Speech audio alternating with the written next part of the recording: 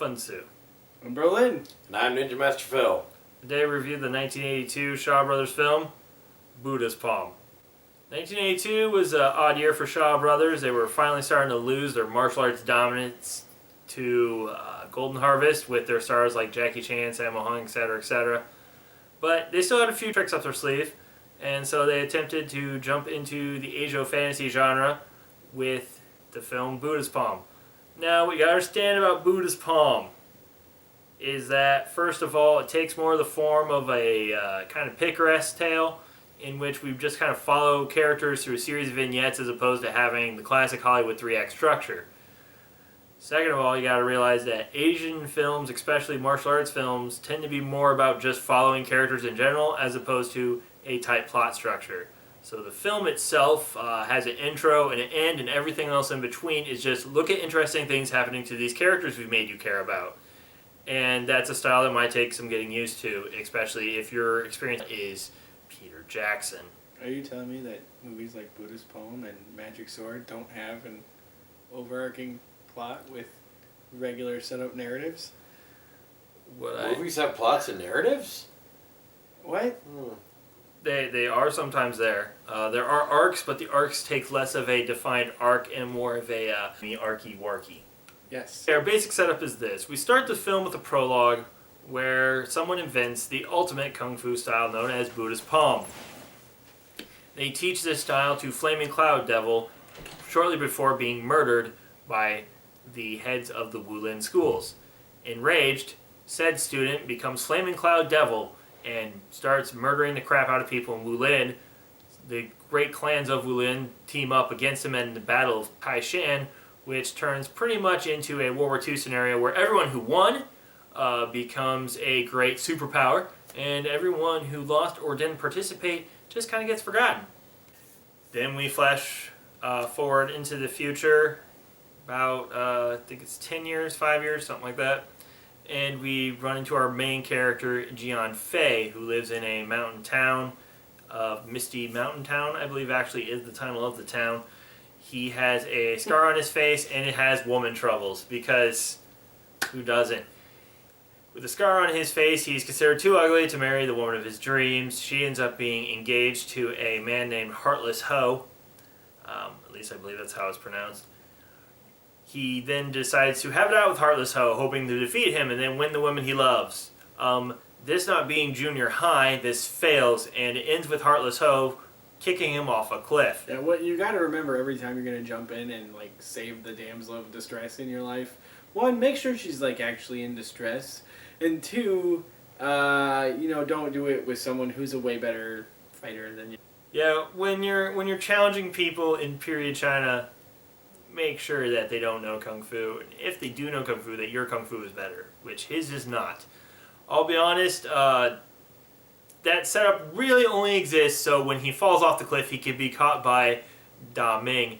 Da Ming being a dragon that looks like he came off the set of Dark Crystal, with using more budget resources probably than the Shaw Brothers spend on most movies. Da Ming is not just a dragon, though. He's a pet dragon. A pet to Red Cloud Devil. See, prologue actually does tie into this weird tale. Now, when he meets Cloud Devil, he's pretty much being all mopey and emo, talking about his problem, and Red Cloud Devil's like, well, if the problem's Kung Fu, I got a solution for you. I'll teach you Buddha's Palm. Yeah, the Buddha's Palm. The most powerful Kung Fu style. Jing Fei's response to this, I don't want to know Buddha's Palm. That's a level of real he wasn't prepared to take things. Yeah, Red Cloud responds with, too bad, you're learning Buddha's Palm. So against his will, he learns the first 4 strokes of the most powerful Kung Fu style, Buddha's Palm, which essentially allows him to use really good palm strikes and shoot motherfucking fire out his hands. Which, if you've never shot fire out of your hands, I can assure you, is a very effective combat technique. Now, he teaches these first 4 strokes, revealing that he cannot teach the other 4 that form the complete 8 of Buddha's Palm due to the fact that at the Battle of Taishan, he was blinded, and he needs his sight to complete the set. What I love most about this character? What? His lust for life. His response to every trial or tribulation is the same. He's blind. His style is forbidden. His student went against his wishes. All are just with the same wonderful zest for life. You gotta love a man who loves life. The solution Jing Fei has is he will get the golden dragon's egg that shows up every 90 years at Purple Dragon Cave. By the way, if you don't like the word dragon, you really aren't going to like this movie because almost everything has the word dragon in it for a title. So, recap. Golden dragon egg at the Purple Dragon Cavern shows up once every 90 years and apparently has the ability to cure any ailment that you might suffer, including Apparently it's Golden Dragon's son. Hatching from the Golden Dragon egg. Son of Golden Dragon at the Purple Dragon Cave. Whose fang is the Golden Dragon Dagger. So, which is also a lightsaber. The Golden Dragon Dagger, Golden Dragon Fang, however you want to call it, is a lightsaber. They can call it Golden Dragon whatever they want. It doesn't change the fact that it glows, makes that unique humming sound, and is pretty much just a green light blade. That being said, though, I like how the movie uses it. While at Purple Dragon Cave to retrieve the Golden Dragon Egg to get Golden Dragon Son for Old Devil, he meets two sisters, the Chi-Hu sisters. The Chi-Hu sisters are made up of Chi-Hu Juan, played by Kara Hu, which, as you may remember, is my favorite person. Really? He never stops talking about Won't shut up. Somebody send knitting needles. People, I've seen him, like, people will just casually mention their young auntie, and he just automatically assumes movie. It comes up Review often. forthcoming. So, either way, these two sisters are actually important to the plot because they are there to retrieve the Golden Dragon Egg out of Purple Dragon Cavern for their master, who has a ruined face and also happens to be Red Cloud Devil's ex-love. One of two. One of two that we know, based on the movie. Flaming Cloud Pimp was a powerful man indeed. Well, lo and behold... Nothing keeps your pimp hand stronger than Buddha's palm. That's true. So, Jian, after fighting through most of Wulin to get it, gets the Golden Dragon Egg, and as a bonus, gets the fang that is the lightsaber, as we discussed earlier. On his way back home, or back to the cliff cave where Flaming Cloud is, he meets Bu Gwai of East Island. Bu Gwai is a Taoist monk played by Lo Lei, who is notorious for his great villain roles, who really pretty much steals the show here. I know he's one of my favorite characters in the movie. He has a weird character trope where he has delayed Deus Ex Machina, where he pretty much shows up 7 minutes after the event occurs when he actually could have solved it. Upon meeting Jing Fei, he decides to teach him, against his will once again, the 7 swirling chops. Jing Fei seems to have the weird ability of gaining awesome esoteric martial arts styles against his will, which, if you're going to have a power, that's a pretty good one to have. I've heard worse. Definitely. Jubilees, for example. yeah, definitely not Jubilee level. He's definitely got that Wolverine shit going on. Upon learning the swirling chops, Jing Fei leaves Bu Gwai and returns to Old Devil, helps restore his sight, and then learns the remaining 4 patterns of Buddha's palm, and thus now has the complete Kung Fu style to master Wulin with. Wulin, on the other hand, due to his fight with Bu Gwai, now knows that Buddha's palm has returned, and chaos is ensuing, and people are using that to their advantage to do great evils. That is the general setup of the movie, and from there just has different vignettes, more or less, of the characters doing different things. We get to watch the sisters fight a tinfoil Buddha that somehow knows Kung Fu and is sapient. That fight might sound really lame, but it actually is way more entertaining than you would think. We also meet 4 deadly harp players. We meet a deadly midget with a acid pimple, and outside of that, we also see the most insane kicking style of Kung Fu ever in the form of Godfoot Kung Fu. Pretty much, like, vignettes like that pretty much just lace themselves throughout the movie till, like, the last third of it where the plot finally has to kick in. So, as I stated before, the movie is less of a plot-heavy action movie and more of a kind of a character centerpiece vignette sort of deal. What I love about it is it very much demonstrates and encapsulates what I love, not just about kung fu movies, but also the Asian fantasy genre in general, and that is just endless creativity. There's not really a scene in this movie that I think goes by without you seeing at least something that is cool that you're not going to see in another movie. What I love about this movie is I've seen thanks to this guy here, I've seen all manner of kung fu movies. They frequently try and show when this Jing Wu system of like settling things on your own like hurts people or isn't necessarily a good way to go. None of the really gritty, serious ones has done it as well as this hilarious cartoon fire laser light show kung fu spewing 1982 craziness did. Nobody calls the cops in this movie. Ever. Why would you want the authorities involved when you're a cartoon master? Yeah, exactly. Why would anybody want like an outside force to stop like entire clans from being massacred in a petty war for who's the best?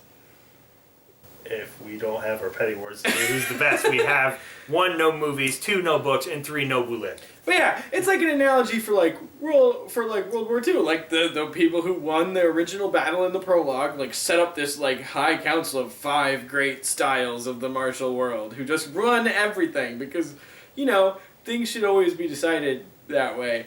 And then the reemergence of their old nemesis, Buddhist Palm, causes, you know, that very precarious power balance to like teeter a little. And then immediately, like, betrayals start happening, and assassinations, and everything that's, like, not supposed to be a part of, like, 2 noble kung fu masters going at it. And then, like, whoa, this system based on murder and bloodshed, like, resulted in more murder and bloodshed. I, for one, was shocked. And then at the end of the movie, you know, rather than bring the arch nemesis to justice or anything, they just, like, let him go because his kung fu's broken, I guess. Like, it just takes you back to, like, moments like... Neutralized. His kung fu's broken. There's totally no way he could go learn a different style of martial arts that doesn't involve his feet and come back and get vengeance on all of them, even though those are pretty much the rules of how these things go down. Like, he's gonna go train an apprentice who knows super god-kicking foot style, and the apprentice is going to come kill the characters in this movie, and everybody's going to be sad, but the violence is just going to cycle out.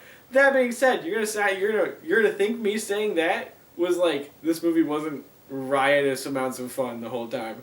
No, this is like Wile E. Coyote and the Roadrunner kung fu movie. It's just that insanity. And I know what some people are thinking, but guys, you were really harsh on the Grandmaster because its plot was schizophrenic. Yeah, you know what the difference is? This movie fills its schizophrenic plot with stuff I want to watch. Like, I love Jang Yi's face, but this movie actually had interesting stuff going on. Like, you're just not going to get tinfoil Buddhas in most movies. You're not going to get crazy healing plants that look like coral reefs given to weird plastic face people. Weird dark crystal dragons. Dark crystal dragons. There's certainly room. Gwai Lo Island certainly wouldn't make an appearance in the Grandmaster. Yes. Okay, I adore this movie. This is like my fourth or fifth time watching this, in various states of mental well-being, lack of sleep, completely hammered, just woke up, and I think this one was just coming off a shitty day at work. It's no matter what, it's just a blast. But to be completely honest, there are entire plot scenes I have no memory of seeing before. I've seen watching it perfectly fine. I just forgot they were there. But it's one of the weird movies where that's okay. Like, it's not a problem. The plot is there to kind of carefully stitch together all this madcap, mind-blowing craziness. But it's done in very short and sweet snippets to not really detract at all. Like, recollecting this movie, all I really have are the mind-blowingly crazy fight scenes, the weird shenanigans going on with, dragons everywhere, and crazy people who shoot laser swords out of their toes. It's like it just doesn't matter that why everyone's doing everything isn't there because you just don't give a shit. This is like the Adult Swim madcap craziness of kung fu movies. You don't know what the plot is. You can kind of follow it if you're really paying attention, but fuck it. Look at all the pretty colors and people punching each other. Holy shit. And added bonus is seeing Lo Lei be normally this despicably evil villain be the absolutely zany Gwai of East Island. He's a really good comedic hero. Yeah, it makes you wish his career had more of those roles in it. Yeah, it's just... it would be like super tense, everyone's about squaring off the it's like, what the fuck just happened? By the way, one quick caveat. You guys, like, normally the thing you run into with any kung fu movie is, like, which character they're talking about. You will know, without a doubt, who Gwai of East Island is. He heralds himself. That's what he does. Because every scene he's in begins with, Gwai of East Island. Spoiler alert, the character dies in the movie, and he yells it during his death. Warning the forces of hell. As if to herald his entry into the afterlife. Gwai of East Island. Like, get ready. Celestial bureaucracy hells. You ain't ready for what Gwai of East Island is bringing. You aren't. Yeah, and at the end of the day, like, this is a great movie. This is something you'd put on, like, in the background of, like, if you've just got a bunch of friends over hanging out or anything like that, because it's like, if they miss the plot, no one's going to really care because, holy shit, that dragon's playing football with an egg, and then somebody just flew across the room and punched somebody's head off or something. It's just madcap insanity, just fun. This is a popcorn movie. Through and through. It does not try to pretend it's anything more. It doesn't try to be this sweeping kung fu epic. It's Buddha's palm. Enough said. You get what you pay for. I will say, though, for the amount of zaniness we're describing, which I'm not saying we're exaggerating at all, it does have that amount of zaniness. It actually feels really coherent when you watch it. For a couple, probably undercutting the zaniness. That might be true, but I feel like it's a lot more coherent than it could be because, and this is I think this movie is also one of the best cases for less is more directing. Because the fact that the camera doesn't move when it doesn't have to, the fact that everything is shot in a very kind of steady Shaw Brothers formula way, not say it's boring, no, definitely not, but the fact that the action itself is captured in a way that you can follow it means that all the madcap zaniness is at least somewhat followable. Like, if you gave this to some more hyperactive directors of today, like, it would be an incomprehensible mess. But the fact that it actually takes time to show you the insane stuff what's going on means you get to enjoy it. It's not insane because you can't follow, like, in the sense that, like, what's going on. You can see what's going on. Your brain just doesn't want to believe what it's seeing, which is a totally different type of kind of crazy, which is a good type of crazy. I think a good way to describe it is that, yeah, there is serious content. People straight up get backstabbed and it's bad, and martial oaths get sworn to get vengeance and everything. It's all the tropes are there. But, like, it's got a sense of levity to it. That, like, because we're not going to take this super seriously, you can just enjoy it. Like, why do people read comic books where craziness happens? Like, why is Adventure Time super popular? Like, it's that kind of... Because it's not trying to depress you. It's not trying to impress you. It's just have fun, get it done filmmaking. It's let's have a good time. Let's have some stuff happen that we want to see. Let's make a movie. And they did. Shaw Brothers used to make hundreds and hundreds of them a year. And to me, this is one of the best examples of why they were really popular. It's because they're just... I mean, there's serious stuff to get into if you want to. There's some real fun stuff to get into. It's high energy. It never drags itself down. Doesn't have any, like, errors, I guess, would be probably the best. Jangy's face for 20 minutes. It doesn't, yeah. It's like that guy that calls you up, like, when you're really bored. It's like, hey, dude, I know this party. He doesn't try to oversell it. He's just like, hey, do you want to go out tonight and have a good time, or do you want to sit at home watching Netflix again, bored out of your gourd? I say, get in your car, see your friend, have a good time. That's what Buddha's Palm does. Final counts. Brolin, you're up. Brolin's going to give it 8 out of 10. Oh, the Gwai style of film criticism. I'm definitely giving it a 7 out of 10. You know, I'm not saying there's a lot of meat on these bones, but what is there is just so damn enjoyable. You'll enjoy it like it's a 10 out of 10, even though it's, you know, a 7 out of 10 movie just because what's there is there. There's not a whole lot of depth to go into. It doesn't try to make any earth-shattering revelations, but it tries to entertain you. It succeeds, and it does it in a unique way. You're not going to have another experience like this. If you get your hands on Buddha's Palm, watch it, enjoy it. I love this movie, clearly, in case you haven't gathered. Kind of following up on Fun 2, though. Not a whole lot of substance here, just a hell of a lot of fun. This is very much just a popcorn flick with a decent plot.